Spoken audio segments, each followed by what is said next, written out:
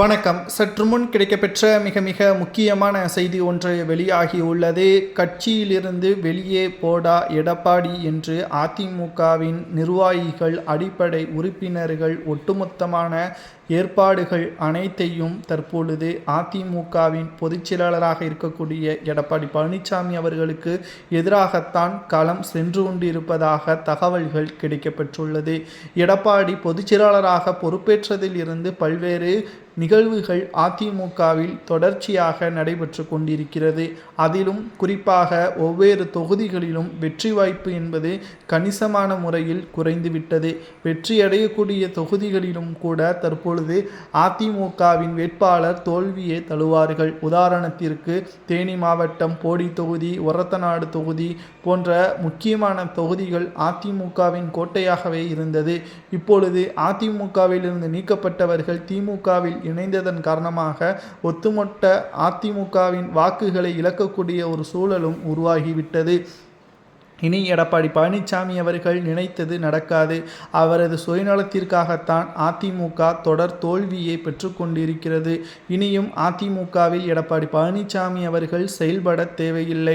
அவரை அதிமுகவில் இருந்தே நீக்குங்கள் என்று எடப்பாடிக்கு எதிரான நிர்வாகிகளது ஆவேசமான குரல்கள் ஒலிக்க ஆரம்பித்துவிட்டது. காலதாமதம் சென்றால் இந்த தேர்தலில் மிகப்பெரிய தோல்வியை தழுவதோடு மட்டுமல்ல, அதிமுக சுக்குநூறாக உடையும். பாஜகவிடம் அடிமையாக நாம் இருப்போம். ஒன்று, எடப்பாடி கட்சியிலிருந்து விலக வேண்டும், இல்லை என்றால் பதவியில் இருந்தாவது ராஜினாமா செய்ய வேண்டும். ஏதேனும் ஒன்றை எடப்பாடி செய்தால் மட்டும்தான் அதிமுக சரியான பாதையில் செல்லும். இல்லை என்றால் மிகப்பெரிய ஒரு தோல்வியை நோக்கிதான் அதிமுக செல்லக்கூடிய நிலைமை உருவாகும் என்ற தகவலும் தற்பொழுது கிடைக்கப்பெற்றுள்ளது. 2026 சட்டசபை தேர்தல் இன்னும் ஒரு சில நாட்களை நடைபெறக்கூடிய நிலையில் அதிமுகவின் வெற்றி வாய்ப்பை இழக்க தயாராக இருப்பது எடப்பாடி மட்டும்தான். கடந்த மக்களவை தேர்தலில் ஒரு இடங்களில் கூட வெற்றியடையாத எடப்பாடி தொண்டர்கள் மீதும் நிர்வாகிகள் மீதும் பழியை போட்டார். இந்த முறை யார் மீது பழியை போட போகிறார்? சுமார் 5 நிறுவனங்களுக்கு மேல் நடத்திய கருத்து கணிப்பில் எடப்பாடி தோல்வியை தழுவார். திமுகவின் கூட்டணி 170 தொகுதிகளுக்கு மேலாக வெற்றியடையும் என்ற கருத்து கணிப்புகளும் வெளியாகி பரபரப்பை ஏற்படுத்தியுள்ளது. செல்லும் இடமெல்லாம் எடப்பாடிக்கு எதிர்ப்புகள் தான். கூட்டமும் இல்லை. தலா 500 முதல் 600 ரூபாய் நபருக்கு அழைத்து வரப்பட்டு கூட்டத்தை காட்டிக் கொண்டிருக்கிறார் எடப்பாடி.